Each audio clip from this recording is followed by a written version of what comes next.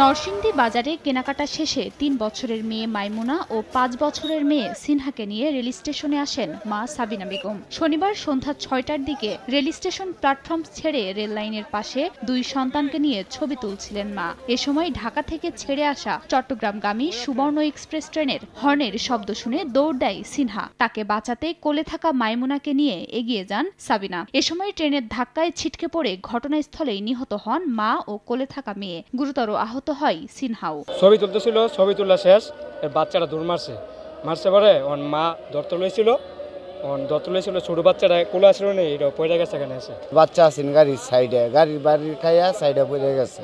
আহত সিনহাকে উদ্ধার করে সদর হাসপাতালে নিয়ে যান স্থানীয়রা। পরে উন্নত চিকিৎসার জন্য তাকে ঢাকা মেডিকেলে পাঠানো হয়। পুলিশ বলছে অসাবধানতার কারণেই এই ঘটনা। নগদের কাছে সব গ্রাহকই প্রিয়, তাই তো সারা দেশে ক্যাশ আউট চার্জ সবচেয়ে কম। বাচ্চাকে ছেড়ে ট্রেনের কাছে দৌড় দিয়া সেই বাচ্চাকে উদ্ধার করতে যায় মা মারা গেছে, সাথে যে আরেকজন আছে, আরেকটা মেয়ে বাচ্চা, সেটা আহত হয়েছে, এটা হসপিটালে ভর্তি আছে। এই নিরাপত্তা আমরা তো এখানে ব্রিজ দিচ্ছি, ব্রিজ তো ব্যবহার করে না। আপনারা যদি ব্রিজ ব্যবহার না করেন, সচেতন না হন, তাহলে সচেতন হতে হবে আপনাদেরকে। এর আগে গত ৮ জুলাই নরসিংদীর রায়পুরা এলাকায় ট্রেনে কাটা পড়ে ৬ জনের মৃত্যু হয়। সময় সংবাদ, নরসিংদী।